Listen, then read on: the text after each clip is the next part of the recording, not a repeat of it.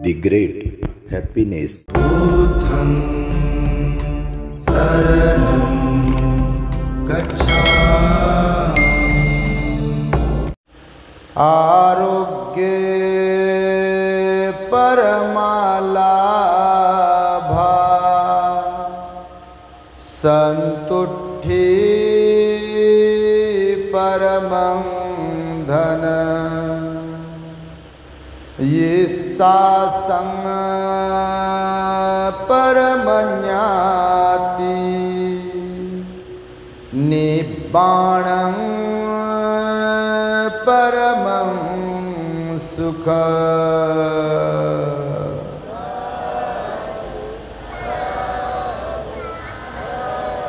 संपूर्ण विश्वाला ज्यांनी सुख शांती मानवता तथा दुःख मुक्तीचा आर्य संदेश दिला, असे ते दुःख मुक्तीचे मार्गदाता दुःखमुक्त महामानव महान कारुणिक तथागत भगवान सम्यक संबुद्ध तथागतांनी आपल्या शुद्ध प्रज्ञेतून निर्मिलेला सद्धम्म आणि त्याच सद्धम्माचा गेली 2500 वर्षांपासून सातत्याने अहोरात्र प्रचार आणि प्रसार करणारा पूजनीय भिक्खू संघ या महान आणि सर्वश्रेष्ठ अशा त्रिरत्नांना प्रथमतः त्रिवार अभिवादन करतो, ज्यांच्या महान आणि असीम त्याग प्रभावामुळे आपल्याला जो हा अनमोल असा बुद्ध धम्म लाभला आणि ज्यांच्यामुळे आपल्याला हे एवढे मोठे वैभव प्राप्त झाले, असे महान युग प्रवर्तक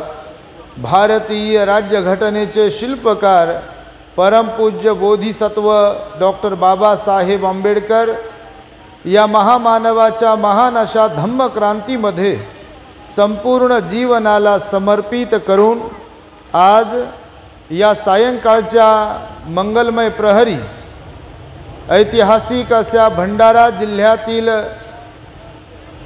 भिलेवाडा या गावामध्ये असलेल्या अनाथपिंडक बुद्ध विहाराच्या प्रांगणामध्ये धम्मदेसनेचे आयोजन करण्यात आलेले आहे. महामानव डॉक्टर बाबासाहेब आंबेडकरांच्या 133व्या जयंतीनिमित्त तेव्हा या कार्यक्रमासाठी प्रामुख्याने उपस्थित असलेले ज्यांनी आताच आपणास सुंदर अशी धम्मदेसना देऊन उपकृत केले असे प्युरिटी ऑफ माइंड या यूट्यूब चॅनलचे संचालक पूजनीय भिक्खू धम्मबोधीजी थेरो, ज्यांनी प्रारंभी आपणास धम्मदेसना देऊन उपकृत केले असे सर्च रिसर्च या यूट्यूब चॅनलचे संचालक पूजनीय भिक्खू यण धम्मानंदजी थेरो, आपल्या या भंडारा जिल्हा आणि परिसरामध्ये वास्तव्य करून बुद्ध धम्माचे प्रामाणिकपणे कार्य करणारे धम्मप्रचाराचे कार्य करणारे पूजनीय भिक्खू सोन आणि भिक्खू रत्न सागरजी, त्याचप्रमाणे आर्या महामाया, ज्यांच्या निमंत्रणावरून आम्ही इथे उपस्थित आहोत, अशा श्रद्धावान धम्म उपासिका सारिकाताई मेश्राम आणि त्यांच्या सुपुत्री साज हिचा आज जन्मदिवस आहे आणि त्या निमित्ताने संपूर्ण मेश्राम परिवार, अनाथपिंडक बुद्ध विहाराशी संबंधित असलेले आपण सर्वजण धम्मदेसना श्रवण करण्यासाठी अनेक ठिकाणावरून गावखेड्यामधून, मला वाटतं दुर्ग भिलाई याही ठिकाणावरून काही श्रद्धावान उपासक उपासिका आलेले आहेत. तेव्हा सर्वप्रथम तुम्हा सर्वांच्या प्रती मी विशेष मंगलमैत्री व्यक्त करतो. दी ग्रेट हॅपीनेस या आपल्या यूट्यूब चॅनलचे सर्वच दर्शक त्यांच्याही प्रती मंगलमैत्री व्यक्त करतो आणि आपणा सर्वांच्या दुःखमुक्तीकरिता 2600 वर्षांपूर्वी तथागत भगवान बुद्धांद्वारा शिकविलेल्या धम्मोपदेशास प्रारंभ करतो. आपण सर्वांनी आपल्या हित सुखाकरिता शांत, एकाग्र आणि श्रद्धायुक्त चित्ताद्वारे या अनमोल बुद्धवाणीला आपल्या हित सुखाकरिता श्रवण करावे, ग्रहण करावे.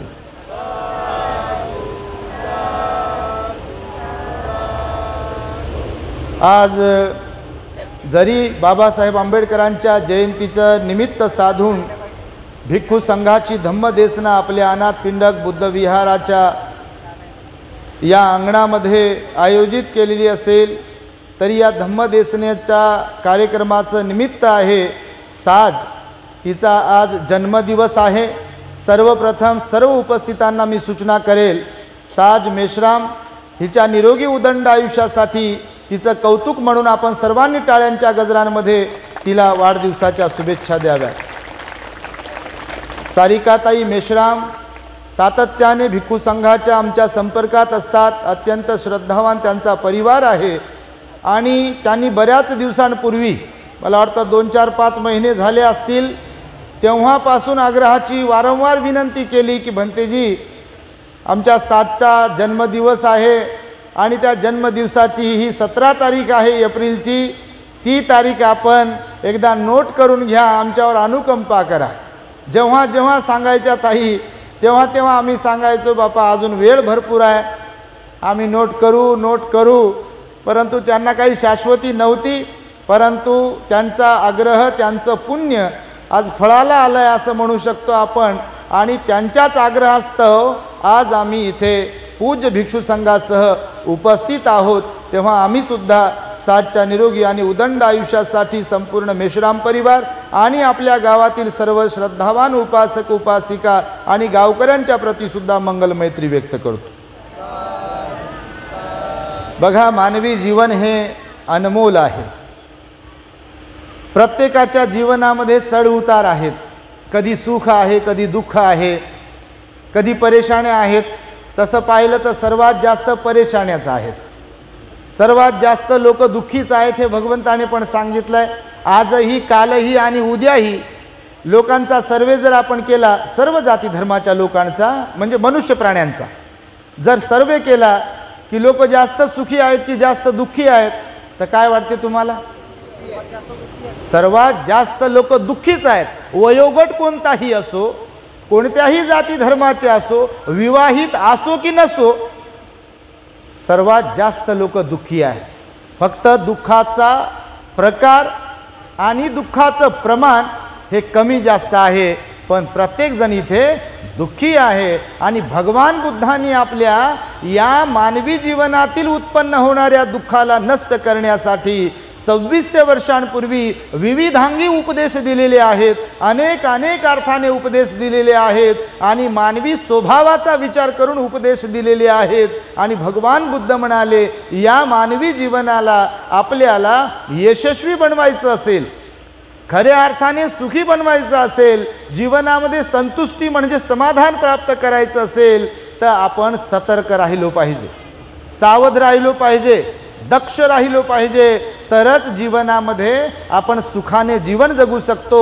अन्यथा आपल्या जीवनामध्ये जे दुःख आलं आहे त्या दुःखामध्ये वाढ होऊ शकते. आता मी जी मघासी गाथा म्हणालो बघा, प्रारंभी भगवंताचं वचन आहे, भगवंताच्या मुखातून निघालेलं वचन आहे. त्यामध्ये भगवान बुद्ध म्हणाले, आरोग्य परमालाभा संतुष्टी परमं धनं हिस्सासं परमन्याती निब्बानं परमं सुखं. भगवान म्हणाले की मानवी जीवन जगत असताना बघा, सर्वात मोठा लाभ जर कोणता असेल आपल्याला प्राप्त होणारा, असे अनेक लाभ असतात. कोणी म्हणते कोणतं काय काय लागल्यावर लाभ मिळते, काय काय प्राप्त झाल्यावर लाभ होते. तर लाभ भरपूर प्रकारचे आहेत, असं नाही की लाभ एकच आहे. अनेक प्रकारचे लाभ आहेत. कोणी कोणत्या लाभात खुश आहे तर कोणी कोणत्या लाभात खुश आहे, नाही का? प्राण्यांचा वेगवेगळ्या प्राण्यांचा लाभ वेगवेगळा आहे. कोणी एका वेळच्या जेवणात लाभ प्राप्त करते आणि बस संतुष्टी झाली म्हणते, लाभ प्राप्त झाला म्हणते. आणि कोणाकडे भरपूर काय काय असून देखील लाभ प्राप्त झाला नाही म्हणते, अजून ते प्राप्त करायचे म्हणते मला. तर लाभ काय म्हणाले भगवान बुद्ध? आरोग्य परमा लाभा. काय म्हणाले भगवान? कोणता लाभ महत्वाचा आहे जीवनामध्ये? आरोग्याचा लाभ प्राप्त होणे, ह्याच्यासारखा दुसरा कोणता लाभ नाही. नाही तर डायबिटीज झाला, साखरेचा कारखाना घरी. बघा, डायबिटीज झालाय, साखर गोड मिठाई खाऊ शकत नाही आणि मिठाईचं दुकान घरी, काय कामाचं? बघा तुम्ही, जीवनामध्ये असंच आहे. म्हणून भगवंत म्हणाले की आपल्याला आरोग्य प्राप्त करता आलं पाहिजे, म्हणून आरोग्य परमालाभा. दुसरी गोष्ट भगवान बुद्ध म्हणाले संतुष्टी परमं धन. धनाच्या बाबतीत जर म्हणाले भगवान, मला विचाराल तुम्ही की सर्वात मोठं धन कोणतं आहे, सर्वोत्तम धन कोणतं आहे, जसा सर्वोत्तम लाभ आरोग्य लाभ आहे आणि सर्वोत्तम असं धन कोणतं मला विचाराल तर भगवान बुद्ध म्हणाले संतुष्टी परमं धन. म्हणजे संतुष्ट असणे, संतुष्ट राहणे, समाधानी राहणे, संतोष आपल्या जीवनामध्ये असणे, ह्याच्यासारखं दुसरं धन कोणतंच नाही आहे. आणि आज आपण लोकांकडे जर पाहिलं, काल आज उद्या, तरी लोकांकडे काय नाही, सर्व आहे पण आरोग्य नाही. सर्व आहे, साहेब आहे, मॅडम आहे, नोकरी आहे, शिक्षण आहे, डिग्री आहे, घर आहे, गाडी आहे, सगळ्या गोष्टी आहे, मुलं बाळ, नातेवाईक, लग्नाला वऱ्हाड दुसरं बोलवण्याची गरज नाही, एवढं गणगोत आहे नातेवाईक आहे, पण आरोग्य चांगलं नाही. आणि आरोग्य दोन प्रकारचं सांगितलं, एक तर मानसिक आरोग्य आणि दुसरं शारीरिक आरोग्य. माहिती तुम्हाला, हे दोन्ही परस्परावलंबी आहेत. शारीरिक आणि मानसिक आरोग्याची गोष्ट भगवंताने केलेली आहे. आणि दोन्ही आरोग्याला व्यवस्थित ठेवण्यासाठी धम्माचं आचरण अत्यंत महत्त्वाचं आहे. आपलं मन निर्मळ ठेवणे, मनाला सरळ ठेवणे हे अत्यंत महत्त्वाचं सांगितलं. म्हणून आरोग्य परम लाभ आहे आणि संतुष्टी परम धन आहे. संतुष्ट राहता आलं पाहिजे, कोणत्याही गोष्टीमध्ये संतुष्ट राहता आलं पाहिजे. संतुष्ट जर आपण नसेल तर गडगंज श्रीमंती जरी आपल्या वाट्याला आली आणि संतुष्टपणा नसेल तर मग आपली गत होते, मी सांगतो त्या कुत्र्यासारखी. लोभी कुत्र्याची गोष्ट माहिती आहे तुम्हाला, ऐकली तुम्ही? द ग्रेट हॅपीनेस चॅनलवरचे प्रवचन कोण कोण ऐकता? बापा सगळेच ऐकता का? वा वा वा वा वा, तुम्ही तर लय चांगले बाप्पा, तुमच्यासारखं तर कोणीच नाही आहे. तर कुत्र्याची गोष्ट ऐकली बघा. जीवनामध्ये संतुष्ट राहता आलं पाहिजे. बऱ्याच ठिकाणी काय 99.99% लोकांकडे संतुष्टी नाही आहे. हालाकी सगळं आहे, धन दौलत, नातेवाईक, लेकरं बाळ, नोकरी, प्रपंच सगळं आहे, पण संतुष्टी नाही. माझ्या मनासारखं होत नाही म्हणते बायको. म्हणते नवऱ्याला धरून माझ्या मनासारखं वागत नाही, आणि नवरा म्हणते बायकोकडे पाहून माझ्या मनासारखी वागत नाही. मायबाप लेकराकडे पाहून म्हणता आमच्या मनासारखं वागत नाही, आणि लेकरं मायबापाकडे पाहून म्हणता आमच्या मनासारखं वागत नाही. आता मनासारखं न वागत नाही म्हणता म्हणतात शेवट होते बटन दमते जाते आणि मग रडत बसते. इथे कोणी कोणाच्या मनासारखं कायम राहत नाही. म्हणून त्या कुत्र्याची गोष्ट सांगितली बघा. नेहमी सांगतो मी की संतुष्टी प्राप्त करता आली पाहिजे. त्या कुत्र्याला भाकरी भेटली, तोंडात पकडली, दुसरं कोण खाईल म्हणून. जसं बरेच लोक बघा असं काही भेटलं की लपू लपू लपू लपू लपू लपू ठेवतात बघा, कोणाला काही देत नाहीत. धन दौलत भरपूर आहे. गावाकडे आमचा जन्म झाला बघा, लहानपणी पीठ मागायला लोक यायचे, पीठ संपल्यावर. कधी कधी विस्तव मागायला यायचे लोक, विस्तव संपल्यावर. हळद साखर काय काय मागायला यायचे लोक बघा, द्यायचे पण तेव्हा त्या काळातले लोक. आता मात्र लोक चहा पाजवत नाही. आता मोबाईल सर्वात जास्त खोटं बोलण्यासाठी कारणीभूत ठरते. मोबाईलवर विचारते घरी आहे का तुम्ही, हे म्हणते नाही, म्हणते मी बाहेर आहे म्हणते, आणि घरातच असते.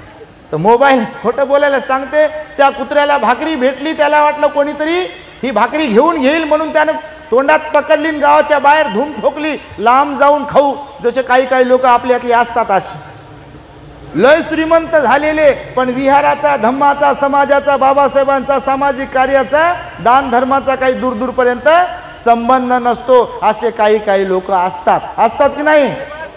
होत म्हणतात बाप्पा, तुम्ही नाही असे, पण काही काही असतात असे. आणि ते कुत्रा बाहेर जातो, त्याला एक नाला लागतो, त्या नाल्यावरच्या पुलावर थांबतो, थकलेला असतो. आता कोणी आहे का पाठीमागे माझ्या पाहण्यासाठी, आणि खाली पाहतो तर त्याची प्रतिमा त्या पाण्यात दिसते. त्याला ते कुत्र माणसाला समजत नाही तर कुत्र्याला काय कळेल हो.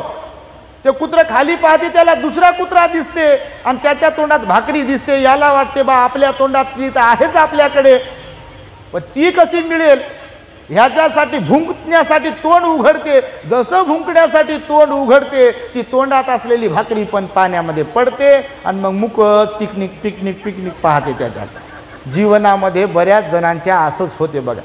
सगळं आहे पण 12च वाजलेले. मी नेहमी सांगतो तसं घड्याळाचा सेल बॅटरी संपली की मिनिटाचा, सेकंदाचा, घंट्याचा काटा असा टिक टिक टिक करते की नाही, तर काही काही लोक त्या एकाच मोडमध्ये सगळं आहे हो, घर चांगलं आहे, नोकरी आहे, पैसा आहे, गाड्या आहे, मुलं बाळ आहे, सगळं आहे, पण कधी काय झालं, काय विचारा कसं काय व्यवस्थित नाही ना बापा, नाही ना बापा, त्याच मोडमध्ये नाही ना बापा.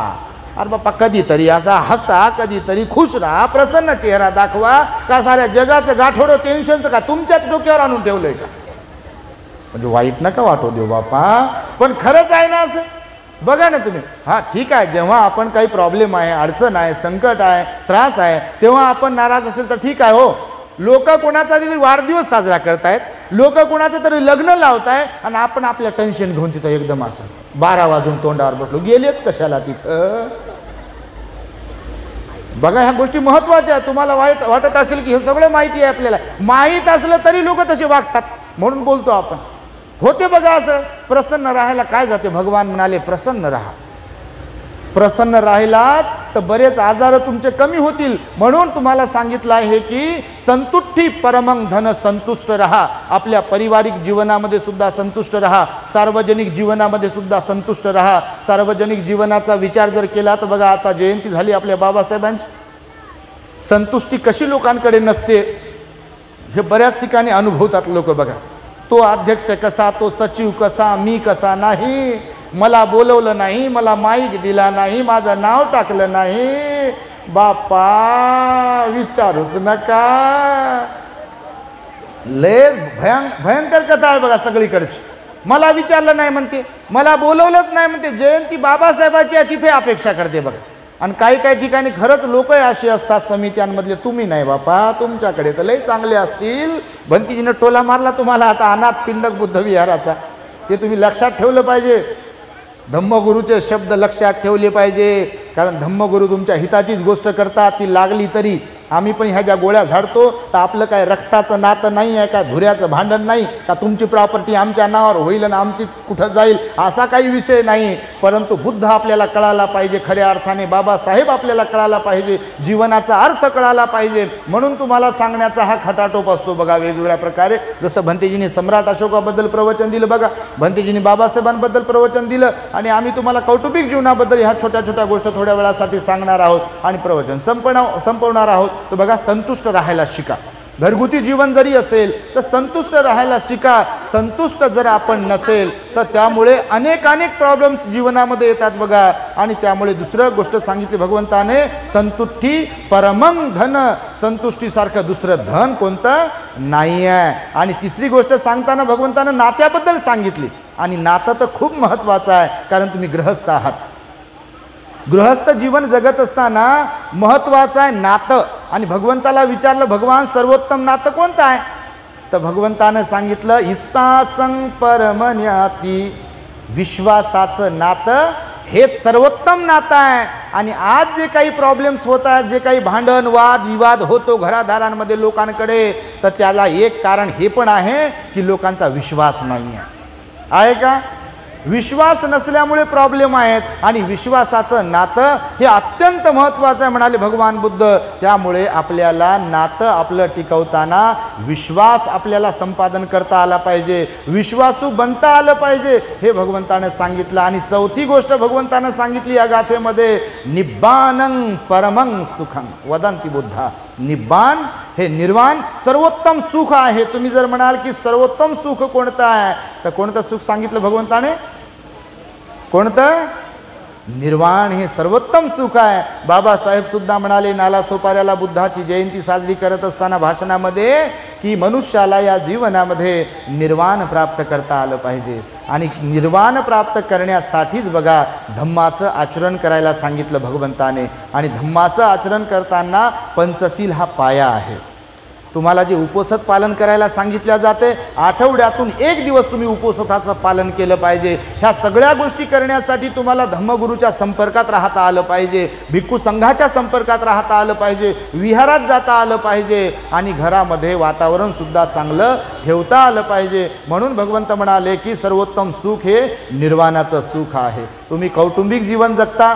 भगवंतांनी गृहस्थी लोकांच्यासाठी भरपूर उपदेश केले आहे. भिक्खूंसाठी पण उपदेश केले आणि गृहस्थांच्यासाठी पण केले. भगवान म्हणाले जीवनामध्ये सावधगिरी बाळगणे हे अत्यंत महत्त्वाचं आहे. बघा, मग विद्यार्थी असो, स्त्री असो, पुरुष असो, नोकरीवाले असो, शिक्षित असो की अशिक्षित असो की धम्मगुरू असो, सावधगिरी अत्यंत महत्त्वाची आहे. आपण काय बोलतो आहे, आपण कसे वागतो आहे, आपण काय करतो आहे, काय नाही करायला पाहिजे, काय करायला पाहिजे, ह्या गोष्टींच्या बाबतीत सावधगिरी बाळगा म्हणाले भगवान बुद्ध. कारण जीवन हे अनमोल आहे आणि एकदा चुका होत होत गेल्या की त्या चुकानंतर पश्चातापाची पाळी आपल्यावरती आणतात. बघा, अशा कितीतरी घटना तुमच्याही जीवनामध्ये घडत असतील की ज्यांचा तुम्हाला पश्चाताप होत असेल. म्हणून भगवंताने सांगितलं आहे की सतर्क राहा, सावध राहा. कोणतं कार्य करताना, कोणतं कर्म करताना, कोणतीही कृती करताना तुम्ही सावध असायला पाहिजे. त्यामध्ये भगवान बुद्धांनी एका ठिकाणी सांगितलं की 2-4 प्रकारची संपत्ती तुम्हाला कमवता आली पाहिजे. त्यामध्ये कौटुंबिक पारिवारिक सुख, कौटुंबिक संपत्ती कमवता आली पाहिजे. आज लोकांकडे आम्ही पाहतोय, आपण पाहताय, आज पैसा प्रचंड प्रमाणात लोकांकडे आहे, धन दौलत भरपूर लोकांकडे आहे, परंतु कौटुंबिक सुखाला मुकलेले भरपूर लोक आहेत. पती पत्नीचं पटत नाही आहे, मुलं बाळं आणि मातापितांचं नातं आज पहिल्यासारखं राहिलेलं नाही आहे, भाऊ भावात नाही आहे, बहीण भावाची रिलेशनशिप चांगली नाही आहे, शेजाऱ्यांशी कुणाचं पटत नाही आहे. ह्या सगळ्या गोष्टी भगवान बुद्धांनी सांगितल्या. त्यासाठी कौटुंबिक संपत्ती खूप महत्त्वाची आहे. लेकरांना तुम्हाला घडवता आलं पाहिजे. आता मेश्राम परिवारामध्ये आम्ही जेव्हा आलो, बसलो, भरपूर लोक आले होते. तिथे लहान लहान लेकरं पण होते. बघा, त्यांना कोणी सांगितलं नाही, काहीच नाही. पण जेव्हा ज्येष्ठ लोक येऊन भंतीजीला फूल देत होते, वंदन करत होते, तेव्हा त्यांनी बरोबर समोर आल्या त्या छोट्या छोट्या मुली, छोटे छोटे मुलं भंतीजीला फुलं दिले आणि त्रिवार पंचांग प्रणाम केला. बघा, फार कमी ठिकाणी हे आम्हाला अनुभवायला मिळते. मुद्दा म्हणून कौतुक करेल, ते काही ओळखीचे वगैरे नाही आहे, परंतु फार कमी ठिकाणी हे अनुभवायला मिळते, पाहायला मिळते. अन्य ठिकाणी तर बापा लेकरं तर आमच्याकडे येतच नाही. काही ठिकाणी तर चिडचिड चिरकते ते आम्हाला पाहिल्याबरोबर. त्याच्या मायबापानंच कधी भेट दिली नसते, दर्शन घेतलेलं नसते, बोलावलेलं नसते, लेकरांना काय ओळख होईल. म्हणून भगवंताने सुद्धा सांगितलं, बाबासाहेबांनी सुद्धा सांगितलं की तुम्ही धार्मिकता पाळली पाहिजे, धार्मिकता तुम्हाला जमायला पाहिजे. जर माता पिता म्हणून तुम्ही धार्मिक असाल तर लेकरं धार्मिक होतील. माता पिता म्हणून तुम्ही सुज्ञ असाल, चांगले असाल, सिलवान असाल, गुणवान असाल तर तुमचे लेकरही तसे निघतील की नाही. परंतु आजकालच्या मायबापाला लेकरं कसे पाहिजे, लेकरं पाहिजे ATM सारखे. पॅकेज कितीचा आहे म्हणते, पगार किती मिळाला म्हणते, कोणती नोकरी आहे म्हणते, पण गुणवत्ता महत्त्वाची वाटत नाही. पोरगी पाहायला गेल्यानंतर, पोरगा पाहायला गेल्यानंतर नोकरी कोणती करते, बाप काय करते, त्याचा चुलता काय करते, आई काय करते, तिची बहीण काय करते, मुलगी काय करते, जावई काय करते, त्यांची आजी काय करते, आज्य काय करते, घरं किती, गाड्या किती, शेत किती, काय किती, याची सगळं बेरीज वजाबाकी करते, माहिती काढते. पण पोरग दारू पिते का बा, मावा खाते का, तंबाखू खाते का, अजून काय खाऊ दात रंगवते का, माता पित्यांशी चांगलं विश्वासाने वागते का, धार्मिक आहे का, सिलवान आहे का, याच्याशी बऱ्याच लोकांना काही संबंध नसतो. आणि नेमकं इथेच प्रॉब्लेम क्रिएट होते. म्हणून बऱ्याच ठिकाणी बघा, काही ठिकाणी 6 महिन्यात तुटते. बघा, तुमच्यापैकी कुणाला अनुभव येत असेल त्याचा, कुणाचं वर्षभरात तुटते. म्हणून कौटुंबिक घडी जी आहे ती नीट आपल्याला बनवता आली पाहिजे. त्यासाठी संस्कार हे अत्यंत महत्त्वाचे आहे आणि बुद्ध धम्माचे संस्कार आपल्याला प्राप्त करता आले पाहिजे. म्हणून भगवान बुद्ध म्हणाले आरोग्य संपत्ती पण कमवता आली पाहिजे. सकाळी लवकर उठणे, रात्री लवकर झोपणे हे जमायला पाहिजे. पण आजकाल हा मोठा दुश्मन आहे. बघा, हा म्हणजे कोण, मोबाईल. लहान लहान लेकराकडे मोबाईल येते. त्या दिवशी एक घटना घडली, फार वाईट वाटते. बघा, अशा घटना घडतात, अनेक ठिकाणी घटना घडतात. लहान मुलगा मोबाईल पाहत होता, लहान मुलगी होती, बहीण भाऊ मोबाईल पाहत होते. मोबाईल पाहता पाहता त्या मोबाईलमध्ये असं काय आहे माहीत नाही, त्यांना एवढं व्यसन जडलं त्या मोबाईलचं. ते काय पाहत होते आणि एक दिवस घरातून फरार झालं. बघा, तो मुलगा कुठंतरी. नंतर त्याचा शोध लावला, ते जरा सांगण्यासारखं नाही आहे, म्हणजे 15-16 वर्षाचा काहीतरी पोरगा असेल तो, आणि भलतंच काहीतरी केलं कुठेतरी त्याने जाऊन.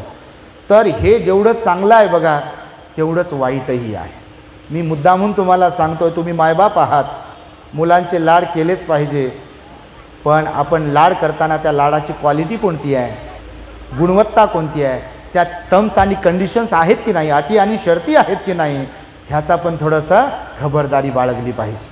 कारण हा मोबाईल जेवढा चांगला आहे तेवढाच वाईटही आहे. आम्ही आता यूज करतो यूट्यूबसाठी त्याचा वापर करतो. खरं तर सोशल मीडियासाठी, व्हॉट्सअपसाठी, फेसबुकसाठी हा अत्यंत उपयुक्त माध्यम आहे. मी नेहमी त्याच्यामुळे यूट्यूबच्या मालकाचे आभारही मानतो, त्याच्याबद्दल मंगलमैत्री पण करतो की तो यूट्यूबच्या मालकाने यूट्यूब जर काढलं नसतं तर आज भंतेजींचे चॅनल तुमच्यापर्यंत पोहोचले नसते, तुम्ही आम्हाला बोलवलं नसतं. आज उभ्या महाराष्ट्रामध्ये रोज आणि रोज जे बोलविल्या जाते, आम्हाला लांब लांबपर्यंत, दूरदूरपर्यंत बोलवतात लोक, ते केवळ या मोबाईलमुळे आणि यूट्यूबमुळे आम्हाला बोलवतात, सोशल मीडियामुळे बोलवतात. कारण बुद्ध धम्माचा प्रचार आणि प्रसार करण्याचं हे अतिउत्कृष्ट असं माध्यम आहे. मी तुम्हाला पण सांगेल, मी नेहमीच सांगतो, आपल्या प्रवचनाच्या दरम्यान ॲडव्हर्टाइजमेंट पण तुम्ही पाहत असाल बघा.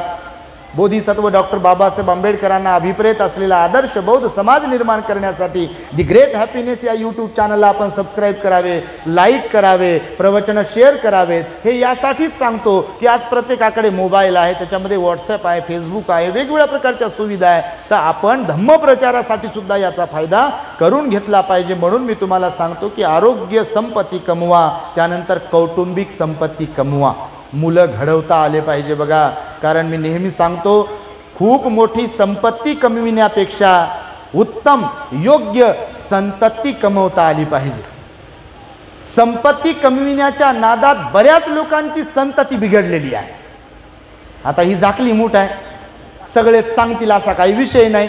लग्नाच्या वेळेस, सौरिकीच्या वेळेस सांगतात माझ्या मुलासारखा मुलगाच नाही म्हणते, माझ्या मुलगीसारखी मुलगीच नाही म्हणते. आता खोटं बोलावं लागत असेल लोकांना तिथं, लग्नाची गोष्ट आहे, परंतु हकीकत कशी आहे ही सगळ्यांनाच माहिती आहे. आज लहान लहान मुलं त्याच्या मम्मीला, आईला, वडिलांना बोलू देत नाही.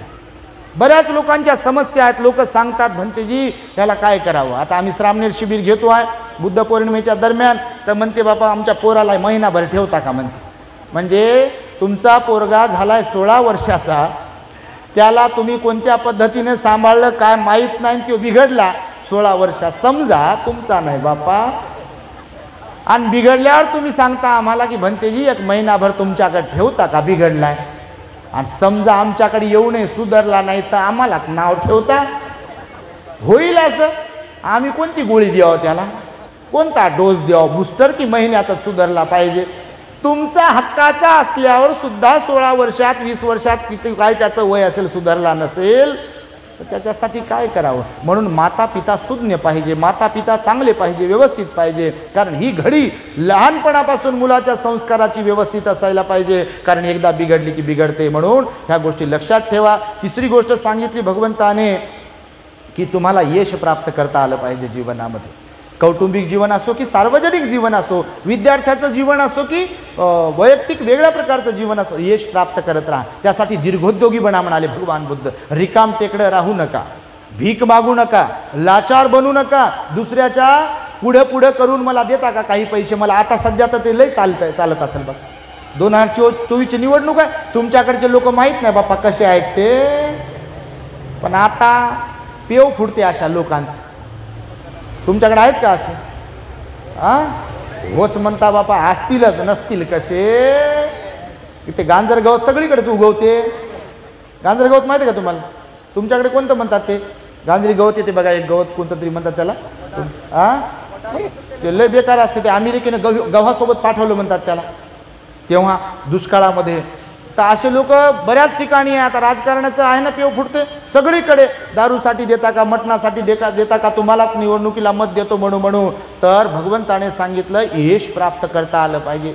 यश प्राप्त करण्यासाठी मेहनत करा म्हणाले. तुम्हाला श्रीमंत बनायचंय तर लाचार बनू नका, तुम्ही मेहनत करा. बाबासाहेबांनी मेहनत करायला शिकवली ना. भाकरीपेक्षा स्वाभिमानाला महत्व आहे म्हणाले बाबासाहेब. लाचारीची भाकर, तुम्ही एक भाकर लागत असेल तर तुम्ही एक कोरभर भाकर खावी, पण लाचारीची एक काय 2 भाकरी खाऊ नका. स्वतःच्या मेहनतीचं कमवा. मग ते घर असेल किंवा अजून काय काय प्रॉपर्टी असेल, मेहनतीची प्रॉपर्टी असेल, मेहनतीचं घर असेल किंवा मेहनतीचं जे जे काही आहे, कष्टाचं जे आहे ते आपल्याला सुख देऊ शकते. पण दुसऱ्याला लुबाडलेलं, खोटं बोलून फसवलेलं, ठकवलेलं ते पचत नाही. म्हणून यश प्राप्त करण्यासाठी तुम्ही मेहनत केली पाहिजे आणि यश प्रत्येकाला प्राप्त होऊ शकते. चौथी गोष्ट भगवंतानं संपत्तीच्या बाबतीमध्ये पण सांगितली आहे की तुम्हाला धार्मिक बनता आलं पाहिजे.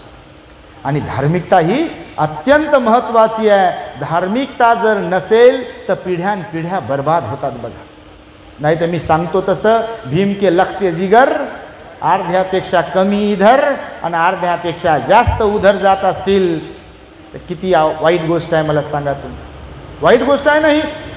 हॉलमध्ये एक आणि किचनमध्ये एक असेल तर किती बिघडाबिघडी आहे. म्हणजे प्रामाणिकपणा हा अत्यंत महत्त्वाचा आहे बघा. आणि तुम्ही जसे आहात तसे मुलं घडतात. आणि म्हणून भगवंताने सांगितले धार्मिकता असली. धार्मिकता म्हणजे काय तर आपल्या घरातून सातत्याने दान पुण्य केल्या गेलं पाहिजे. आपल्याकडून सातत्याने शील पालन केल्या गेलं पाहिजे, परिवारातील सर्व लोकांकडून. त्यानंतर आपल्या घरामध्ये ध्यान केल्या गेलं पाहिजे. आपल्या घरामध्ये मंगलमैत्री केल्या गेली पाहिजे. आपल्या घरात बुद्ध बाबासाहेबांचे विचार सर्वांच्या आचरणामध्ये असायला पाहिजे. तरच घरामध्ये व्यवस्थित वातावरण, सुखमय वातावरण राहू शकते. अन्यथा सगळ्या गोष्टी बिघडतात. आणि म्हणून बघा, सारिकाताई मेश्राम यांनी आम्हाला इथे बोलावलं आहे ते केवळ यासाठीच. दान पुण्य तर केलं, चिवरदान वगैरे तर केलंच आहे, परंतु तुम्हालाही या संधीचा फायदा व्हावा. मला वाटतं यासाठी तुम्हाला विनंती केली असावी किंवा तुम्ही त्यांना विनंती केली असावी की विहारामध्ये सुद्धा या धम्मदेसनेचा कार्यक्रम आयोजित करा. आणि म्हणून हा कार्यक्रम इथे संपन्न होतो आहे. हालाकी जीवन हे खरंच अनमोल आहे. मी नेहमी काही काही बोधकथा सांगत असतो बघा. तुम्हाला एक बोधकथा आठवत असेल तर, म्हणजे जीवन किती अनमोल आहे, पण प्रत्येकाचं जीवन वेगवेगळं आहे. जीवन अनमोलच आहे पण प्रत्येकाचं जीवन वेगवेगळं आहे. कोणी सुखी आहे तर कोणी दुःखी आहे, कोणी कमी सुखी आहे तर कोणी जास्त सुखी आहे, कोणी कमी दुःखी आहे तर कोणी जास्त दुःखी आहे. बरोबर आहे. मुलं बाळं जरी असतील तर एखादा मुलगा चांगला आहे, एखादा मुलगा बिघडलेला आहे. मुली असतील तर एखादी मुलगी व्यवस्थित आहे, एखादी मुलगी व्यवस्थित नाही आहे. पती पत्नी असतील तर काही पती पत्नी दोघेही चांगले आहे आणि काही ठिकाणी एक गाडी बिघडलेली, एक चाक बिघडलेला आहे, एक चाक व्यवस्थित आहे. बघा, त्या दिवशीची एक भगिनी म्हणे, भंतेजी मला ध्यानाची खूप आवड आहे म्हणे, उपवास पालन करण्याची बद्दल माझी श्रद्धा खूप निर्माण झाली म्हणे, तुमचे प्रवचन ऐकू पण एक अडचण आहे म्हणे भंतेजी, सांगू का? मी म्हटलं सांगा ताई. तर म्हणे बा माझ्यात श्रद्धा आहे म्हणे, मला विहारात जावं वाटते म्हणे, माझ्यात श्रद्धा आहे म्हणे, मला शिबिराला ध्यानाला जावं वाटते, माझ्यात श्रद्धा आहे म्हणे, तुमचे प्रवचन घरात लावतो, माझे सासूला पण आवडते म्हणे, मला पण आवडता म्हणे, माझ्या मुलांना पण आवडता म्हणे, पण मिस्टरांना आवडत नाही म्हणे. बाहेरून आलं की टीव्हीचं बटन बंद करते म्हणे भंतेजी.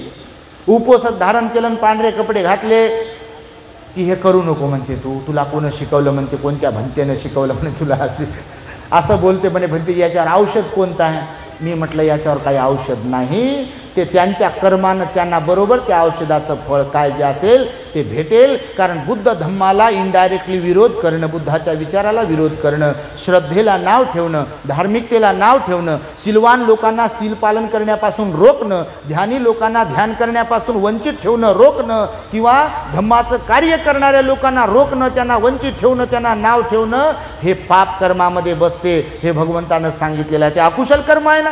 सहाय्यक बना म्हणाले भगवान बुद्ध, पण अडथळा निर्माण करू नका. आणि त्यामुळे काही ठिकाणी असे आणि काही ठिकाणी तसे आहेत. त्यामुळे एकदा बघा, एका गुरुजीकडे भरपूर शिष्य होते आणि ते शिष्य हुशारच होते.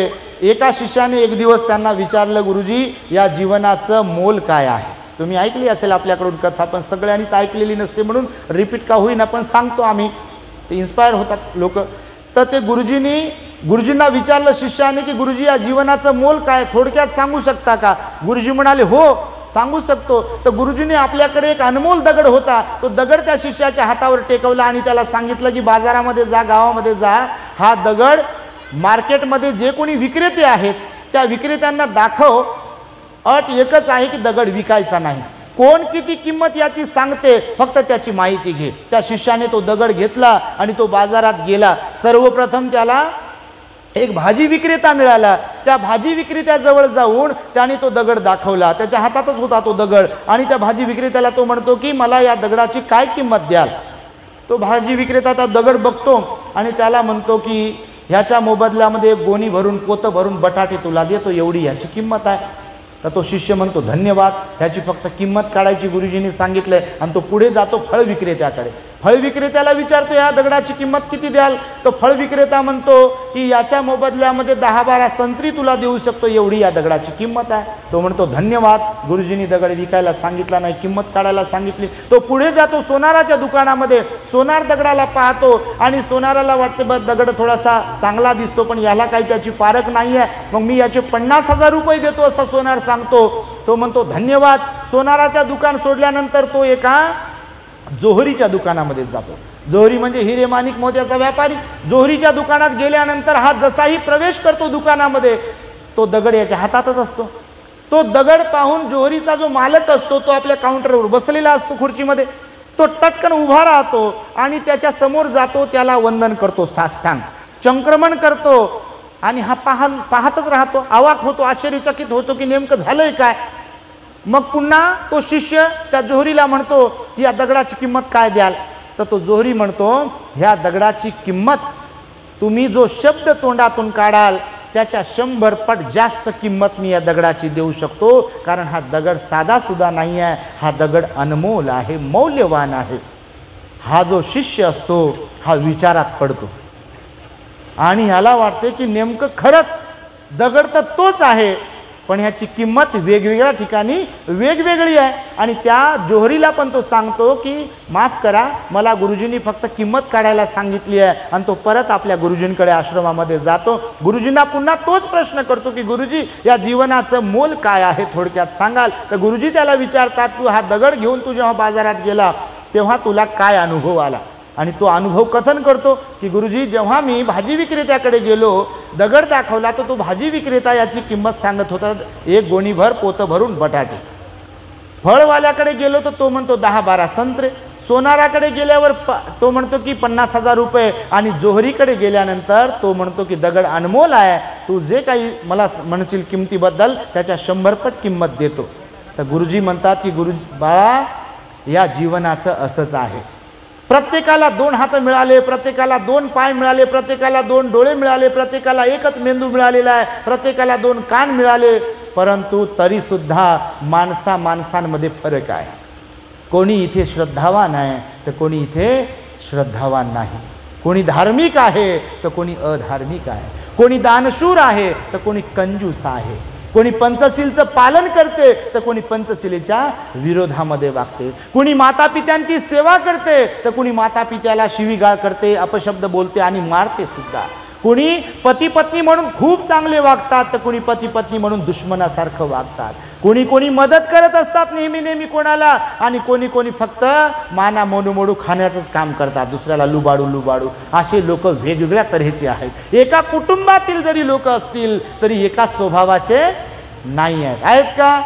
आपल्या समाजाचा जरी विचार केला, जरी बाबासाहेबांनी अनंत उपकार केले, 4 मुलं मरू दिले, पत्नी तरुणपणामध्ये गेली, पण त्या बाबासाहेबांच्या अनंत उपकारांची जाणीव सगळ्यांनाच आहे असं म्हणू शकतो का. आहे का. नाही आहे, खरंच नाही आहे. फार कमी लोक असतील की ज्यांना जाणीव आहे, जास्त लोक असे आहेत की ज्यांना जाणीवच नाही आहे. बस गाडी चालली म्हणून चालली. मी नेहमी सांगतो तसं बाल्याची माय 10x10च्या खोलीत, आणि मायबाप समाज सगळेच्या सगळे गेले म्हणते चुलीत. ते त्यांचा कार्यक्रम आहे म्हणते, त्यांनी बोलवलं म्हणते, आणि ते पाहून घेतील म्हणते. माझं काय, माझं तर नावच नाही टाकलं म्हणते तिथे, मला तर बोलवायला जे चान्सच देत नाहीत म्हणते. पुन्हा गोष्ट तिथेच येते की नाही. आणि त्यामुळे बघा, तुम्ही खूप चांगले आहात, त्यासाठी सतर्क राहा, सावध राहा. जीवन जगत असताना शीलाचं पालन करा, दानपुण्य करत राहा, ध्यान करत राहा. आपल्या मुलांना घडवा, कुटुंबामध्ये प्रामाणिक राहा, सर्वांशी प्रेमाने वागा, कारण चुकत नाही असा माणूसच नाही या जगामध्ये आहे. तेवढ्यापुरतं वाटते आपल्याला की मी चुकतच नाही, पण या जगात असं कोणीच नाही आहे अर्हताशिवाय आणि बुद्धाशिवाय की ज्यांच्याकडून चुकच होत नाही.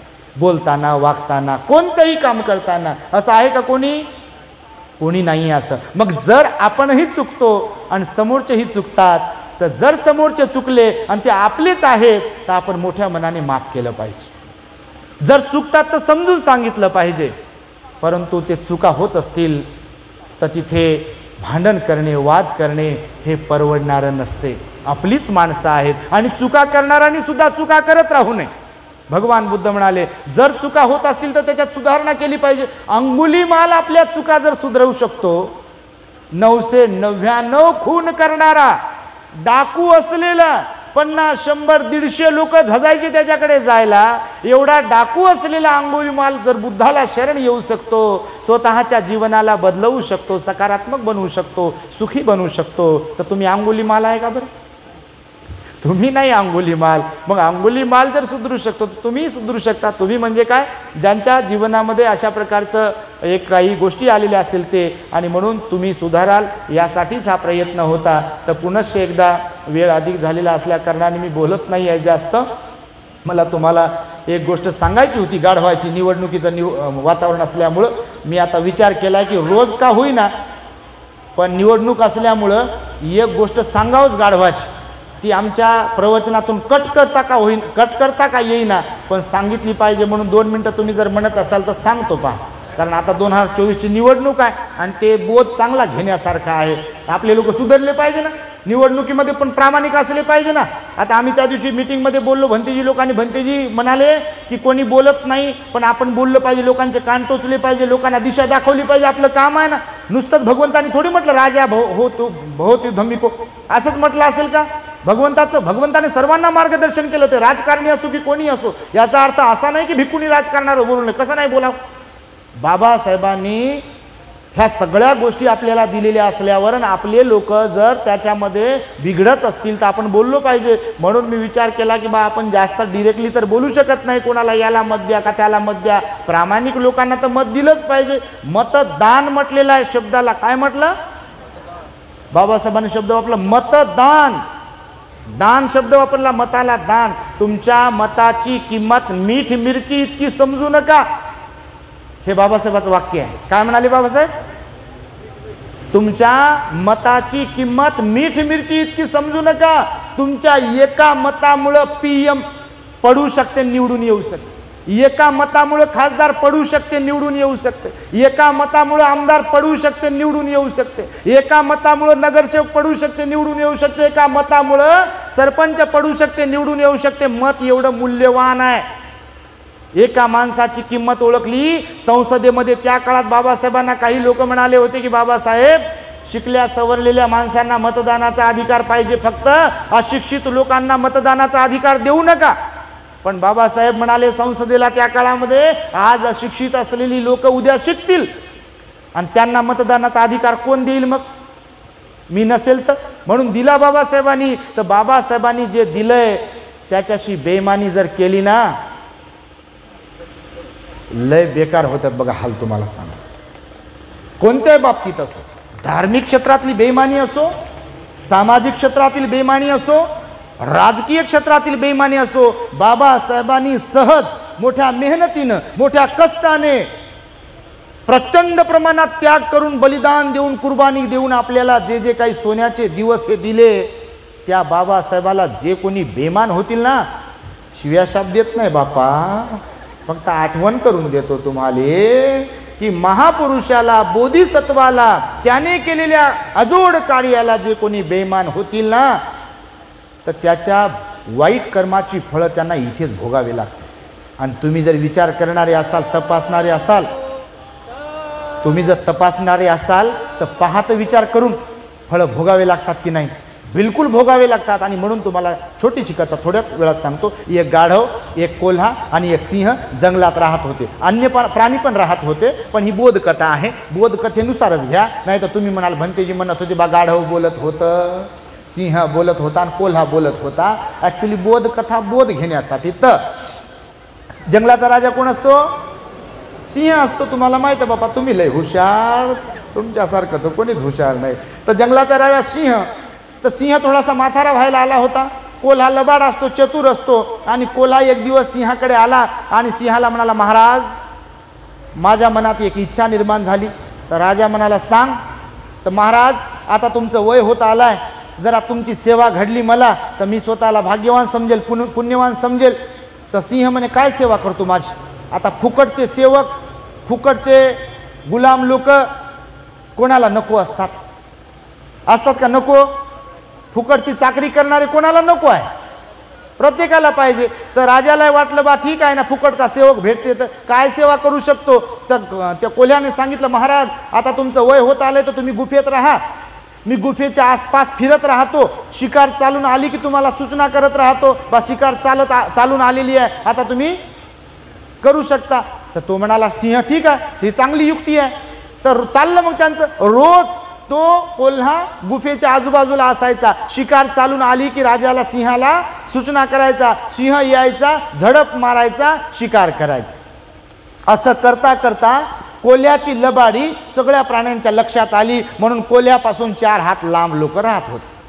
आता आपल्याकडे असे कोणी कोणी राहतात, त्यांच्यापासून लोक 4 हात लांब राहतात. तुम्ही नाही तसे बापा. असे काही काही लोक, स्त्रिया पुरुष असतात, लोक म्हणतात बापा त्यांच्या तोंडाला तोंड लावणंच नको, त्यांच्याजवळ बसणं नको, त्यांच्यासोबत राहणं नको, त्यांच्याकडे जाणं नको, त्यांच्याशी बोलणं नको. तुम्ही तसे नसाल, पण असतात असे लोक काही काही. पण असं बनू नये कधी.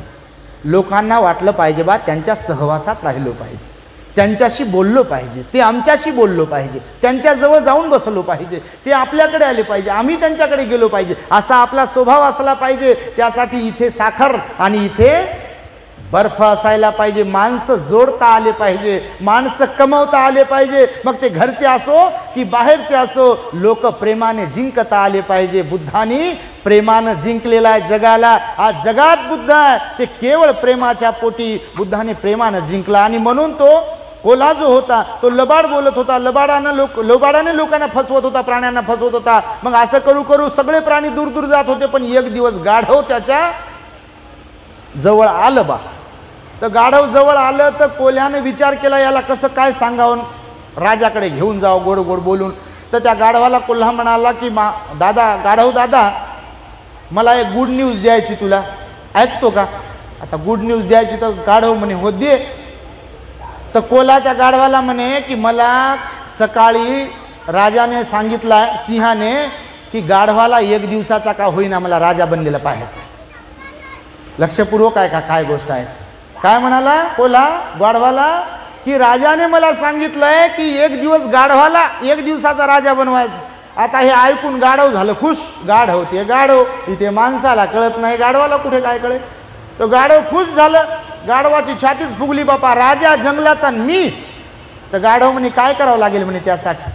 तर कोल्हा म्हणे महाराजाला, राजाला भेटावं लागेल, चर्चा करावं लागेल, महाचर्चा. तर गाढव तयार झालं. पण रस्त्यानं जाता जाता गाढवाच्या मनात विचार आला, बा खरं की खोटं, या कोल्ह्यावर कसा भरोसा करावा. आपण सावध राहिलो पाहिजे, सतर्क राहिलो पाहिजे. काय जाणू या कोल्ह्याने आपल्याला फसवलं तर, राजानं सिंहानं झडप मारली तर जाऊ म्हणे आपण पण सतर्क राहू, सावध राहू. जर झडप मारली तर पळून येऊ. गाढव पोहोचलं, कोल्हा पोहोचला. आणि कोल्ह्यानं जाऊन गुफेत सांगितलं राजाला की महाराज शिकार चालून आलेली आहे. सिंह आला, झडप मारायची. तर गाढव रेडी होतं, सावध होतं. गाढव पळायला सुटलं, सिंहानं झडप मारली, त्या गाढवाच्या दोन्ही कानं तुटले. गाढव वाचलं, गाढव पुढं आणि कोल्हा त्याच्या पाठीमागे. थांब थांब म्हटलं म्हणता म्हणता कोल्ह्यानं त्याला गाठलं आणि विचारलं की काय झालं. तर गाढव म्हणे तुम्हाला फसवलं. तर कोल्हा म्हणे फसवलं नाही, मला विचारतं म्हणे तू काय नेमकं तुझे कानच कसे काय तोडले, तुझ्या नरडीचा घोट कसा काय नाही घेतला. सिंहानं तुझी शिकार केली नाही, फक्त कानच तोडले. गाढव म्हणे का बरं. तर कोल्हा म्हणे तुला राजा बनवायचंय तर राजा बनल्यावर मुकुट चढवावं लागते, आणि मुकुट चढवत असताना तुझे कानं आड येऊ नये म्हणून कानं तोडले. मारायचं असतं तर तुझ्या नरडीचा घोट घेतला असता. गाढव फसलं. गाढव म्हणे खरं आहे गड्या. गाढव पुन्हा तयार झालं सिंहाकडे जाण्यासाठी आणि गेलं. पण जाता जाता पुन्हा मनात विचार आला, बा काय सांगावं, पुन्हा झडप मारली तर. म्हणून आपण सावध राहिलेलं बरं. गाढव त्या ठराविक ठिकाणी गेलं. कोल्ह्यानं जाऊन सिंहाला सांगितलं महाराज शिकार चालून आली. गाढव रेडी होतं. गाढवाला वाटलं बा आता पुन्हा झडप मारली तर मरू आपण. तर गाढवानं आपली पोच बदललेली होती. जंगलाकडे तोंड केलं होतं आणि शेपटी गुफेकडे केली होती. त्याला वाटलं बा जर मारली झडप आपण पळू लगेच. सिंह आला. सिंहाला वाटलं हे दुसऱ्यांदा आले, आता झडप मारू शकतो. मारली झडप. सिंहानं झडप मारल्यावर या वेळेस गाढवाची शेपटीच त्याच्या हाताला तोंडाला लागली, शेपटी तुटली, गाढव पुढं आणि कोल्हा त्याच्या पाठीमागे. कोल्ह्यानं गाठलं पुन्हा त्याला तिसऱ्यांदा. तर गाढव पुन्हा त्याला म्हणे तू फसवलं म्हणे, असं कुठं असतं का, तुझ्यावर भरोसा केला आणि राजा बनवणार वगैरे वगैरे तू बोलला मला. तर कोल्हा म्हणे तुझं बोलणं झालं असेल तर एक बोलू का मी, माझं ऐकून तर घे, माझं ऐकून तर घे. म्हणे सांग बा आता काय. कानं तर तुटले म्हणे, शेपटी तुटली. शेपटी तुटण्याचं काय कारण आहे म्हणे, कानाचं समजू शकतो. तर कोल्हा म्हणे गाढव दादा, तुझे कान मुकुटासाठी तोडले, पटलं की नाही तुला. तर म्हणे हो गड्या. मग शेपटीचं काय काम होतं म्हणे. तर राजा बनल्यावर तुला सिंहासनावर बसावं लागेल की नाही. हे गाढव म्हणे हो गड्या. मग सिंहासनावर बसताना तुझी शेपटी अडथळा ठरू नये, शेपटीचा डिस्टर्ब होऊ नये म्हणून शेपटी तोडली. गाढव म्हणे अच्छा असं आहे का. गाढव तयार झालं तिसऱ्यांदा जाण्यासाठी. सिंहाने विचार, आणि हे कोल्हा गेला. मग ठराविक ठिकाणी गाढव कोल्हा पोहोचल्यावर राजाला सांगायला, महाराज शिकार चालून आली, या वेळेस तुम्ही सावध राहिले पाहिजे, सतर्क राहिले पाहिजे आणि झडप बरोबर मारली पाहिजे. सिंह म्हणे ठीक आहे. आणि तोपर्यंत गाढवाला भरोसा आला होता. दोनदा धोका देऊन भरोसा केला. असे लोक आहेत समाजामध्ये, आहेत का नाही. विशेषतः निवडणुकीच्या वेळेला प्रत्येक वर्षी धोका खातात लोक काही काही आणि पुन्हा भरोसा करतात लोक. हे होईल ते होईल. भगवंताने सांगितलं, बाबासाहेबांनी सांगितलं, आपल्या बुद्धीचा वापर करा, बुद्धीचा उपयोग करा, शिक्षणाचा उपयोग करा. कोण कसं आहे, कोण काय करते, माणसं ओळखायला शिका. आणि खरंच जीवनामध्ये असंही जीवन जगत असताना माणसं ओळखता आली पाहिजे. बघा आपले कोण, परके कोण, चांगले कोण, वाईट कोण, आपल्याला कोण चांगलं बनवत आहे, कोण वाईट बनवत आहे, हे कळालं पाहिजे ना. एवढी जर अक्कल नसेल माणूस म्हणून म्हणणाऱ्या व्यक्तीला, तर त्याच्यात आणि गाढवात फरक आहे का. मग नाही आहे फरक. जे समजा तसे वागत असेल बापा त्यांना. तर ते गाढव तयार झालं, गेलं तिथं. सिंहानं झडप मारली, सिंहानं झडप मारली. यावेळेची झडप एकदम सावधता पूर्ण होती. झडप मारली, त्याचा फडशा पाडला, गाढव मेलं जाग्यावर. सिंहानं कोल्ह्याला सांगितलं, तुला जो ताव मारायचा आहे तो ताव मार, मी गुफेत जातो, तू फक्त गाढवाचा मेंदू, गाढवाचं काळीज आणि गाढवाचा हृदय तेवढं मला घेऊन ये, बाकीचं तुला काय खायचं खाय. सिंह गेल्यावर कोल्ह्यानं विचार केला, आतापर्यंत फुकट याची सेवा करत होतो राजाची, हे चांगलं चांगलं खाते, याला जी आवडते ते मी आज खाल्लं तर काय फरक पडेल. म्हणून कोल्ह्यानं गाढवाचा मेंदू, काळीज आणि हृदय खाल्लं आणि बाकीचं मांस राजाकडे घेऊन गेला कोल्हा. त्या राजानं, सिंहानं पाहिलं आणि याला विचारलं कोल्ह्याला, तुला मी सांगितलं होतं की हृदय घेऊन ये, काळीज घेऊन ये, मेंदू घेऊन ये. कोल्हा थोडा वेळ शांत झाला आणि महाराज म्हणे, लहान तोंडी मोठा घास, बोलू का मी. तर राजा म्हणे बोल, सेवा काय माझा तू. तर म्हणे महाराज, मला वाटलं तुम्ही खूप ज्ञानी आहात, पण तुम्ही फेल ठरले महाराज. सिंह त्याच्याकडे पाहतच राहिला. म्हणे झालं काय, तुम्ही विचार तर करा. म्हणे थोडासा बुद्धीला ताण तर द्या, थोडी चाबी फिरवून. ते म्हणे काय. पहिल्यांदा गाढवाचे दोन्ही कान तोडले, गाढव दुसऱ्यांदा तयार झालं. दुसऱ्यांदा गाढवाची शेपूट तोडली, तरी गाढव तिसऱ्यांदा तयार झालं. जे गाढव कान तुटल्यावर पण तुमच्याकडे यायला तयार होते, शेपटी तुम्ही तोडली तरी तुमच्याकडे यायला तयार होते, तर एवढं नुकसान होऊन, धोका खाऊन तरी गाढव तुमच्याकडे जर येऊ शकते, तर महाराज मला सांगा, त्या गाढवाला मेंदू, काळीज आणि हृदय असेल काय. सिंह म्हणे हो गड्या, मेंदू असतात, आलं कशाला असतं. तर असे काही काही लोक, मला वाटते त्यांना मेंदूच नसेल की काय, म्हणून असे लोक फसत असतात आणि फसवत असतात. तुम्ही तसे नाही बापा, ही मात्र गोष्ट चांगली आहे. म्हणून आज या ठिकाणी साज हिच्या जन्मदिनाचं औचित्य साधून श्रद्धावान धम्म उपासिका आमच्या भगिनी सारिकाताई मेश्राम यांनी आम्हाला इथे निमंत्रित केलं. आपल्या अनाथ पिंडक बुद्ध विहाराच्या सर्व श्रद्धावंतांनी, उपासक उपासिकांनी हे पूर्ण नियोजन करण्यासाठी सहकार्य केलं आणि पूज्य भिक्षू संघाची धम्मदेसना आयोजित केली. आणि त्यामुळे तुम्हा सर्वांच्या प्रती मी विशेष मंगलमैत्री व्यक्त करतो आणि माझ्या शब्दांना इथे पूर्ण विराम देतो.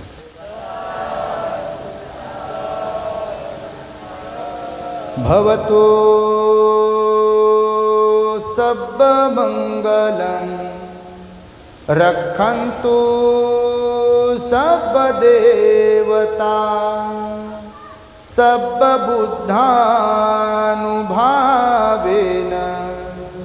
सदा सुखी भवन्तु ते। भवतु सर्वमङ्गलं रक्षन्तु सर्वदेवता सर्वधर्मानुभावेन सदा सुखी भवन्तु ते। भवतु सर्वमङ्गलं रक्षन्तु सर्वदेवता सर्वसङ्घानुभावेन सदा सुखी भवन्तु ते।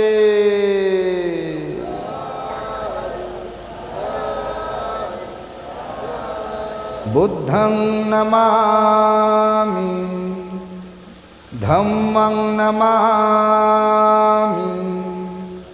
संघं नमामि। The great happiness. बुद्धं शरणं गच्छामि।